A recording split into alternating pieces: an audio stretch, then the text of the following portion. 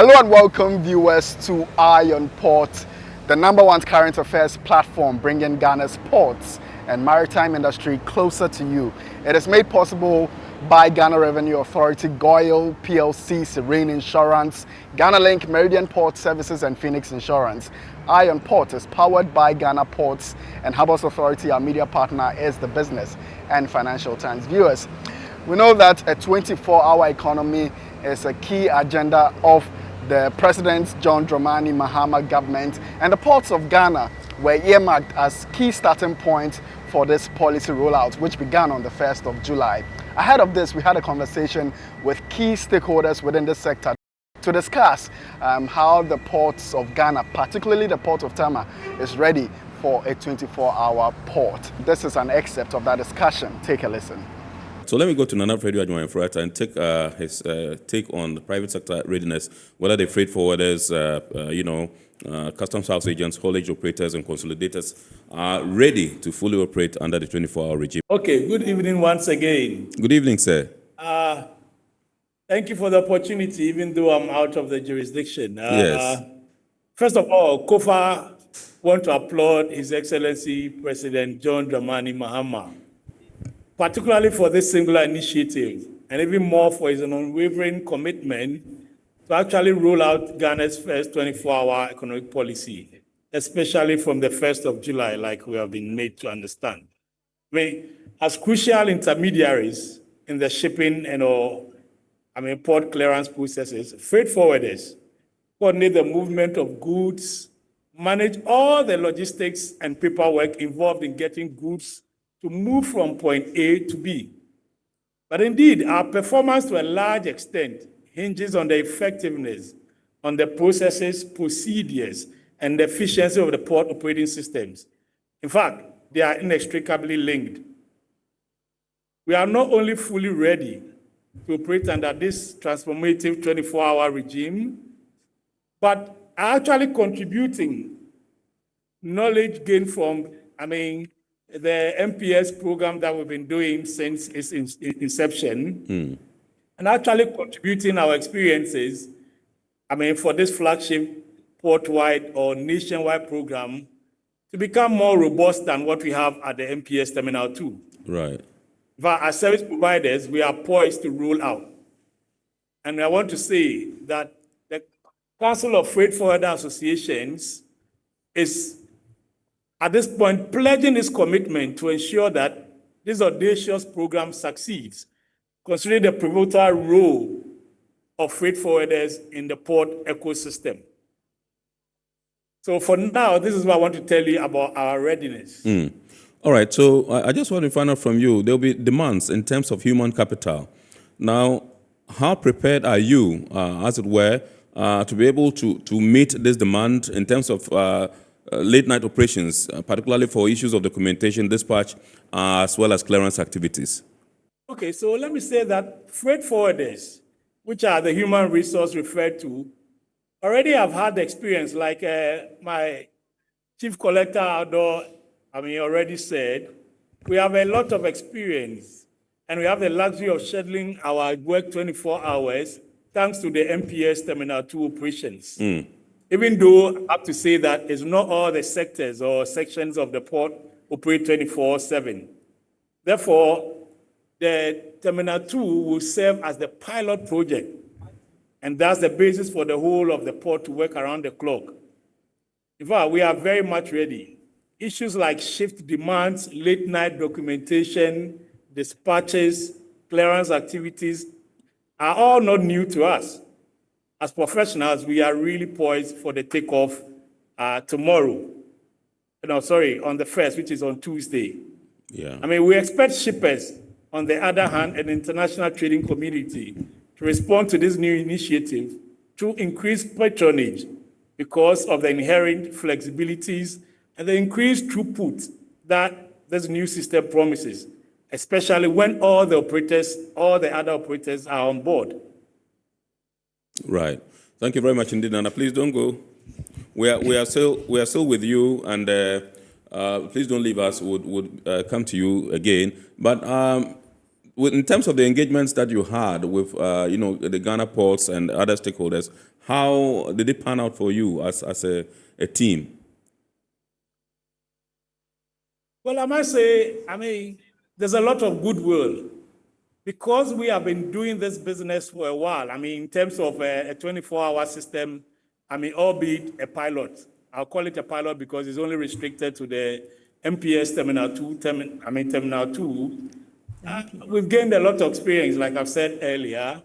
And so, for us, it's going to be even a lot more easier because we'll have the other stakeholders or port operators who hitherto were not part of it. So, even though the Terminal 2 was operating 24/7, we have to do the other processes, ancillary processes, during the daytime so that we can come to MPS where we have the luxury of scheduling, clearance, and inspections during the evening. Right. So for us, it's even a much better time to be in this, industry. Right. We are really well poised. One thing that is quite key to the success of this 24-hour cycle in the port is logistics equipment. How prepared is our ports? Okay, thank you. But before I answer the question, I don't know, Mr. Fredia is still referring to MPS is not Terminal 3. Yes. Yes, so I want that correction to be made. Yes, They've moved out of Terminal 2 to Terminal 3. Yes, ma'am. Yes. We started the logistics improvement in May. Right. When we acquired the trucks to help us to improve the turnaround times of the transfers, and it has tremendously improved. I'm sure our stakeholders, the agents, can bear as witness. And we are also hoping to add the remaining 15 to it. Right. And then we have now gone with the PPP agreement where we are leasing and renting equipment. Right. In previous times we were buying. And the process of even acquiring a risk stacker could take months. Absolutely. But now we are leasing from very credible people. Right. And by the end of the third quarter, we would have 41 risk stackers and about 30 or 20 teletracks to augment what we have already. Wow. The goal is that every terminal should have its dedicated equipment. Wow. And then we'll have a buffer for shortfall. And once we are also going to Unity Terminal, which I'll come to later, we cannot be transferring equipment between terminals. Yes. So for us, the equipment acquisition or leasing is key, and that has already been worked out. Right. Yes. Right. Awesome. I see. In terms of space, can we say what the situation is like? Space, yes. Space management. If you, between January and May this year, if you do the statistics, between the same period for last year, for cargo volumes, we have jumped from 9 million to 11.3, which is about 26%, and that is unprecedented. Wow. And if you come to the container, we have also seen a 26% increase from 612,000 TEUs in 2024, the same January to May period, to 777,000 TEUs. So it tells you that the volumes coming in are huge, and therefore we need to manage the space that we have. Right. And that is the main reason why we have started moving UCL, that is containers that have dwelled in the port for more than 60 days. We currently have over 2,000, and we are moving them to the Unity Terminal. Right. Yes, so that we can have space for the volumes that are coming in. We are also considering Mali and Niger transit to be handled from Unity Terminal. It's a vast facility with everything that is required for a terminal to operate. And then we are considering also the management or the delivery of the containerized vehicles and spares, also at the Unity Terminal. And if we're able to do that, then we'll have more space here within the actual port enclave to handle the volumes that are coming in. Right. Now, if you come also into the port, you realize that you see this huge yellow and black, I don't want to say edifices, but yellow and black OOGs or out of gauge right. Yes. units. Yes. They are excavators, earth-moving equipment, Yes. all of them. We have thousands of them in the port. Yes. And we have reorganized them in 8 different areas. Even some areas are not our own spaces. We have gone to rent to take those ones there so that we can have space within the port. Right. And I would want to take this opportunity to also appeal for anybody that has cargo in the port, that more are coming in. Yes. Take advantage of the 24-hour economy and clear, so that you don't get to pay the demurrage, the storage, and then we all get to work, with some kind of efficiency, because it's impact moving the containers, what we call lift on, lift off. Yes. I mean, that movement, we call it unproductive movement, because as we are trying to compress, we are spending time and equipment, resources to do all of that. So it is a very passionate appeal. Yes, madam. Yes, sir. Awesome. Straight to Mr. Nyame, who is the Customs Chief Revenue Officer, Customs Division, in charge of outdoor at the Port of Tema. And I just want to find out from you, in terms of the human resource base, human capital, are you ready to deploy the necessary, men to be able to facilitate this 24/7 operations in the ports, so we can avoid issues of fatigue, errors, and indeed, others that accompany, overstretching someone? Yeah, very well. As I've already indicated in my intro. Yes. We have the men. And the thing is that... Is it true that you are deploying some 2,000 men to the port? 2,000? I'm not too sure about those figures. Okay. I don't know where you heard it from. All right. Yeah, but like I said, MPS, we've been operating MPS already. So we are modeling the other terminals on MPS. Right. So we are very much aware of the numbers that we need adequately. Right. You've done an audit of the requirements you need? We need. Okay. So we have actually made requests. But so far, even those on the ground, we have been able to now put them into a 3-shift 8 system. Right. 8 hours 3-shift system. We have the morning, the day, the night, and then the rest. Right. The rest, the standby. Okay. So in terms of personnel, I think we are on course. And as we go on with the program, as and when more men are required, we will request for them. And I don't think we have a problem with the men at all. Now, let's come to ICOMS. You are the operators. They are the technical supporters. You operate it. You use it for your duties. I want to find out whether it is fully configured to accommodate this new change, and what will happen in case, there are systems outages and all that. Is that not going to stall the process, or you are fully ready to be able to handle? Well, ICOMS smoothly already has been operating seamlessly, except for the downtimes that comes with it. So when those downtime comes, there are issues, there are strategies we use to manage them. Right. And all we do that using the risk management system based on the risk levels of the various consignments. So you're talking about the green, gold, red? Yes, we talk about the green, yellow, and red. Yes. Yeah, especially in Golden Jubilee, most of the consignments we receive there are red containers. Right. So those consignments must necessarily be physically examined. Okay. So during downtimes, when we don't want to stall the system, once 100% examination is done and there are no infractions, we do the manual system to make sure the system, the process, the clearing system goes on. Yes. And then once it is out and the system is restored, then the declarant comes back for us to now perfect the system. Okay. Yeah. That becomes very difficult when the system shuts down completely. There are times when the system works partially. That enables us to do the manual deliveries. Right. Yeah. So that is what we do. Actually, try just to manage the system. Right. That's what we do. All right. In terms of the preparedness of allied agencies like the Food and Drugs Authority, Ghana Standards Authority, and all that, are they willing? Have you had, you've held engagements with most of them. Are they prepared to? They are very much prepared. Actually, we asked them for their roadmap. They presented them to us, and and they are very, very ready.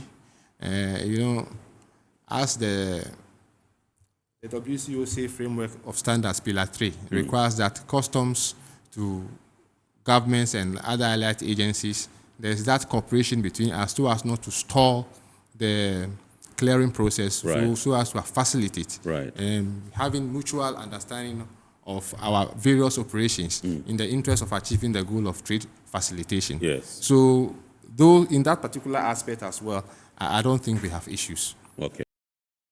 So viewers, that's how our discussion went with the GPHA Customs and the Council of Freight Forwarder Associations so far as 24-hour operations at the port is concerned. Remember, this is the abridged version. For the full conversation, check with YouTube at Eye on Port.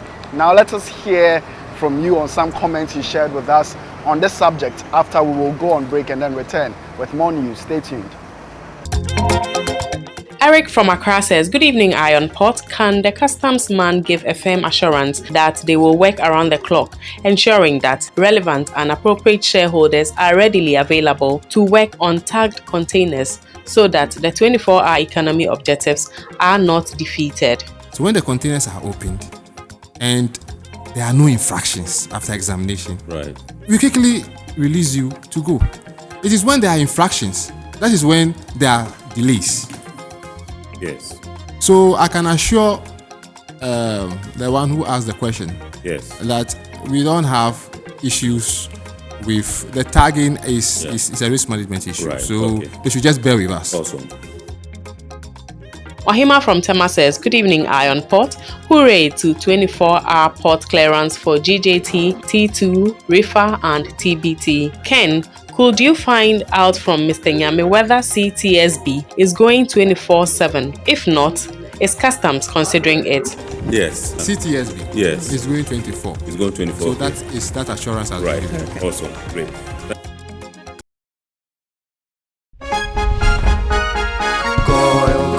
Good energy brings you quality choices with Goil Super XP. Available in many Goil stations nationwide. It is fortified with special additives that help your engine perform better and use less fuel. Branch into a Goil station today and energize your ride with Goil Super XP, compatible with most vehicles. Goil Super XP will feel ya, huh? Will be feel. Goil, good energy. Yeah, yeah. Electricity, then pay your taxes. Yeah. Our taxes, our future. Because you see, without our taxes, we wouldn't have good roads, good schools, better hospitals, street lights, and other very important social amenities. When we pay our taxes, we give our children free and quality education. Talga, my money too small. Why should I pay my tax? Look, small. Salifo, it doesn't matter how small or big your business or income is, you still have to pay your taxes. The little taxes from each and every one of us, when put together, could give your community clean water or that deprived school with tables and chairs. Please pay your taxes. It is your responsibility. It is your civic duty. It is the law. Welcome to today's edition of Serene Insurance Business News. We present to you Serena. You're right. You can complete an entire insurance process for the purchase of any motor and other insurance products, from onboarding to issuing a motor insurance sticker and policy certificate, all on WhatsApp in less than 10 minutes. Serena is simple to use and it prioritizes user ease and flexibility. You can either use voice notes or text to effortlessly issue your instant policy, cross-platform renewals, claims, and also process your payments through mobile money, Visa, and MasterCard. To engage Serena, just search for Serene Insurance on all social media handles and scan the Serena barcode or save her number 0500 517 114 and start chatting her on WhatsApp immediately. There you have it. Serena is not just a tool, it's an innovation by Serene Insurance designed to redefine how motor and travel insurance are accessed and managed. Speed, convenience, and reliability.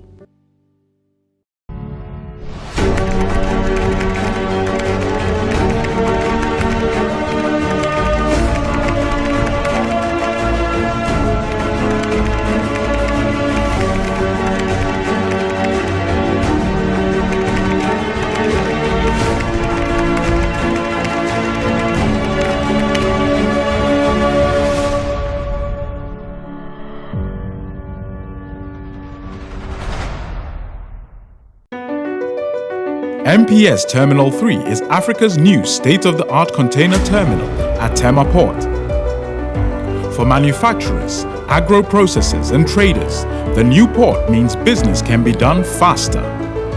This infrastructure boost will improve Ghana's port handling capacity, connect more trading routes, and oil the engine of growth for the economy, creating greater opportunities across all sectors as Africa's markets merge and become the largest trading bloc globally.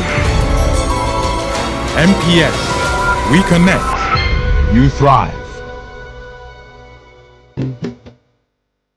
At Phoenix Insurance, we make the unpredictable predictable and the uncertain certain with our range of products, including motor insurance, fire insurance, engineering insurance, marine insurance, accident insurances, and all types of bonds. We have you covered. We also support you with risk management advice to enable you stay focused on your business. Take a policy with Phoenix Insurance today. We help you rise from adversity stronger and more secure. Contact us on 0302 246319 or 0302 246644 or any of our branches, agencies, and brokers spread across the nation. You can as well connect with us on our WhatsApp chatbot. Efiba is waiting to assist you. Make the future predictable with Phoenix Insurance. Phoenix Insurance, a delightful service experience delivered with wisdom.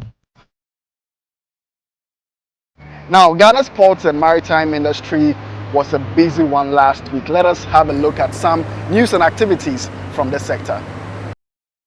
Over the course of the past week, Bernard Schulte Ship Management officially inaugurated its new Maritime Training Center in Ghana, a significant milestone in advancing maritime education and capacity building on the continent. The three-day event began with a Ghana Heritage Tour, offering global participants a cultural immersion at the Elmina and Cape Coast Castles in Kakum National Park. On day 2, coinciding with International Day of the Seafarer, a high-level conference was held at the Labadi Beach Hotel under the theme, Navigating the Future, Setting Sail Under Africa's Star. The event drew thought leaders, maritime professionals, and futurists from across the world, including seafarers and local stakeholders. The Thomas theorem states that if men define situations as real, they are real in their consequences. And I think this is a good example. Because is there a seafarer shortage? I mean, I look around and I see hundreds of seafarers looking for berths. Or are we just using it to justify discrimination against certain seafarers and to justify automation? Participants engaged in insightful panel sessions exploring Africa's potential to lead maritime innovation, sustainable talent development, and the value of cognitive diversity in driving progress. On the final day, the training center was officially commissioned with a symbolic ribbon-cutting ceremony, a cadets parade, and a guided tour of the state-of-the-art facility located on the RMU campus. BS currently has 700 cadets on board their ship from our MU, and they recruit 60 graduates every year. With the official commencement of this facility, it is expected that that number will begin to gradually increase. His Excellency the President is very much dedicated to building the youth of this country. A lot of programs are being turned out that are meant to make the Ghanaian girl first and the Ghanaian boy global employees.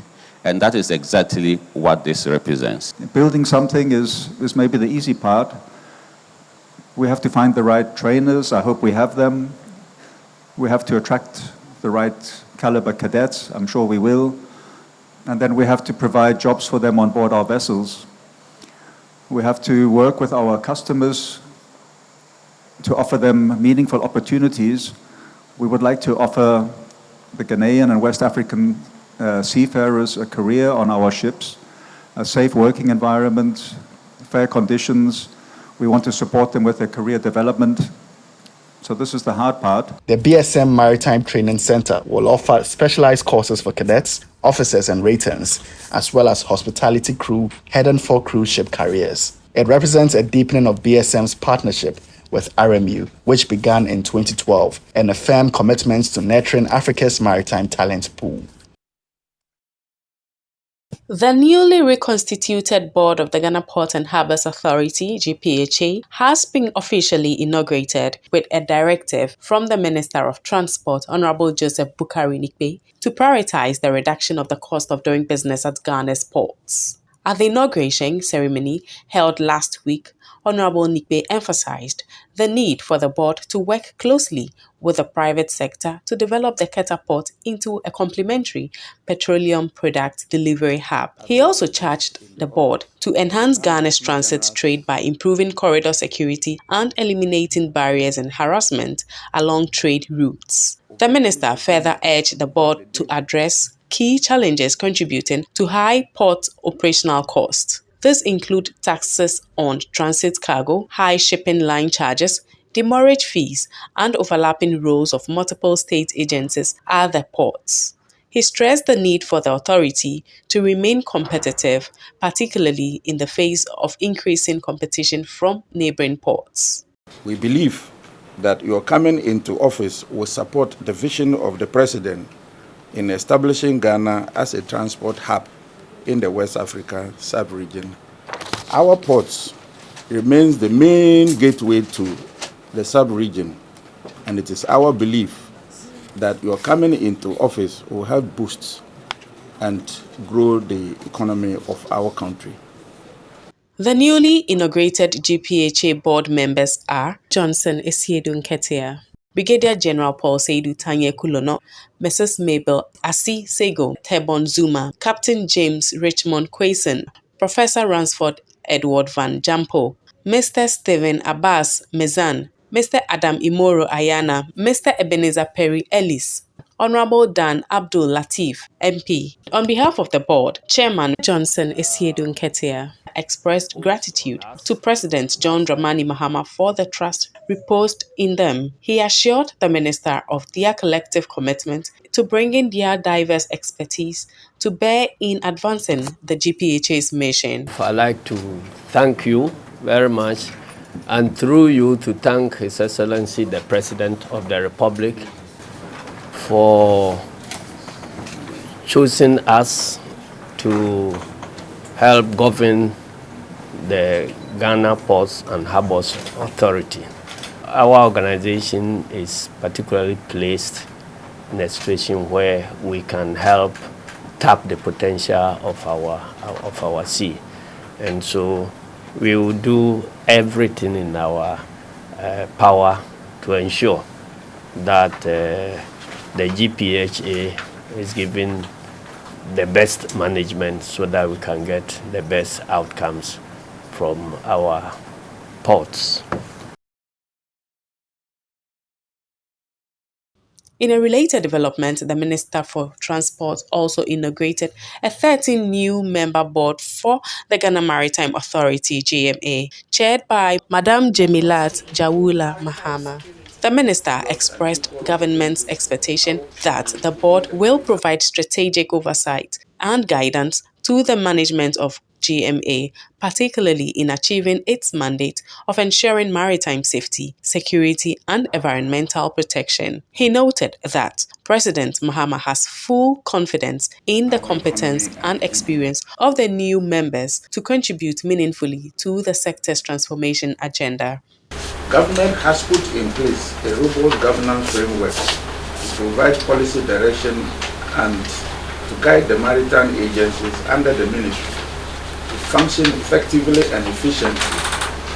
It is also required that the governing boards are re-engineered to ensure that policies and programs are aligned to the government's resetting agenda.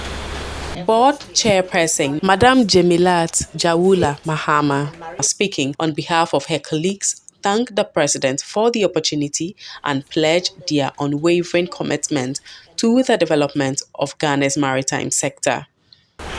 On behalf of my fellow board members, I wish to assure you that we will work with the Ministry to shape and drive maritime policy in Ghana, consolidate ongoing efforts to improve maritime security, safety, and marine pollution, as well as continue the various initiatives designed to unleash the great potential of the maritime industry. The GMA board members include Madam Jemilat Jawula Mahama, Chairperson. Dr. Kamaldeen Ali, Captain Navy, retired.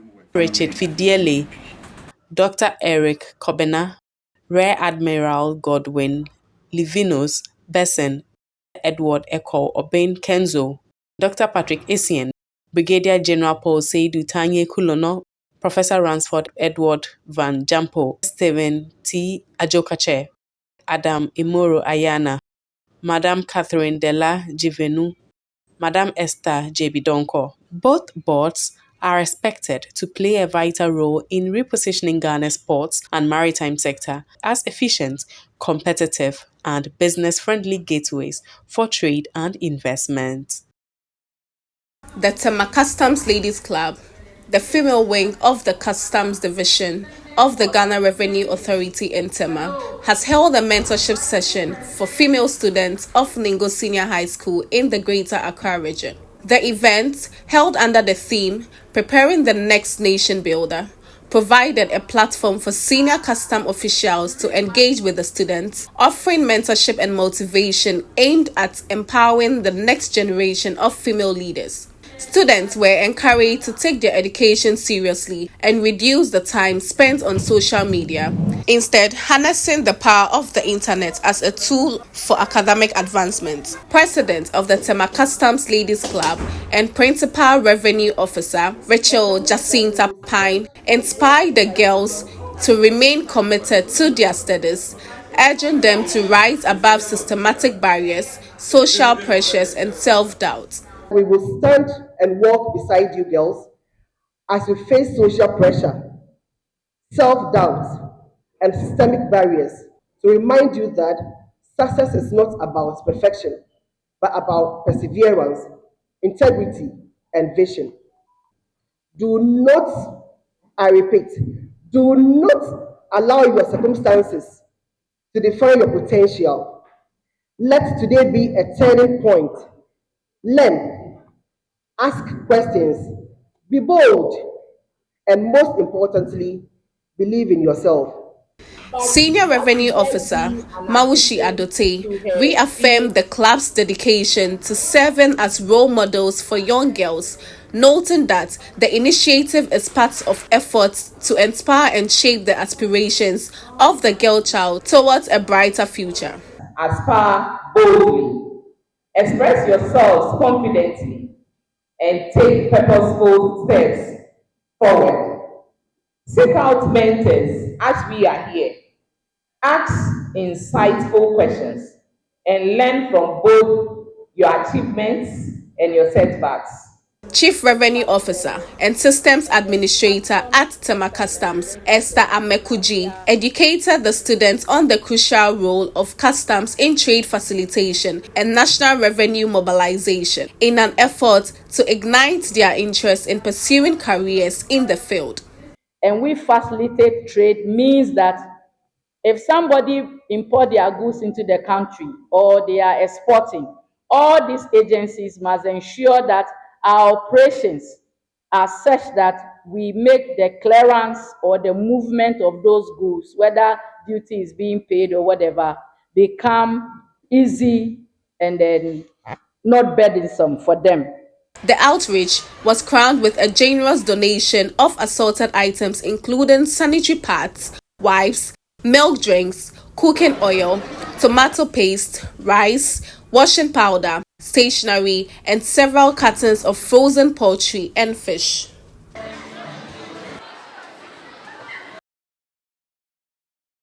Let us now turn our attention to what's happened elsewhere around the globe.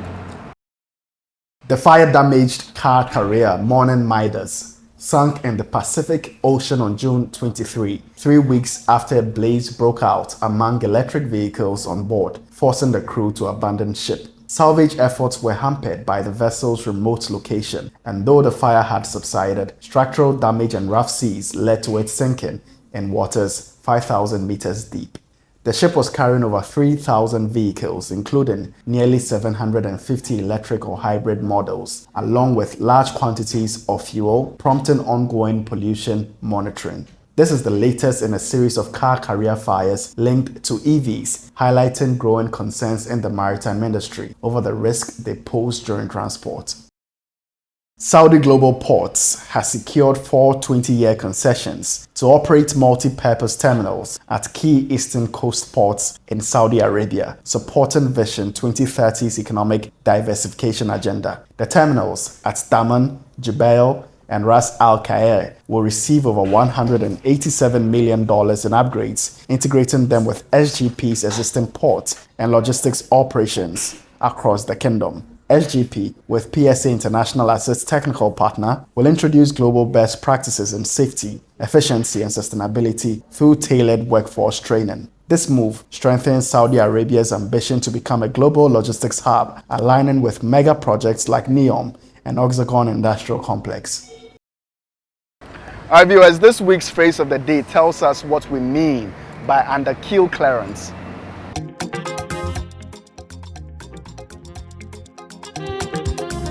Under keel clearance, also known as UKC, is the minimum vertical distance between the deepest point of a ship's hull or keel and the seabed. Maintaining adequate UKC is essential for safe navigation, particularly in shallow or congested waters.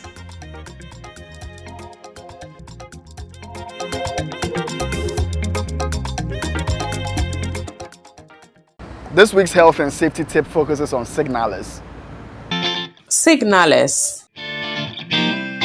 Signalers may be slingers or other persons responsible for giving directions to lifting appliance operators. They should be trained and certified in the art of signaling and directing crane movements by means of the signaling system in use in the port. Only one person should act as the signaler for each lifting appliance. The signaler should be clearly identifiable to the operator.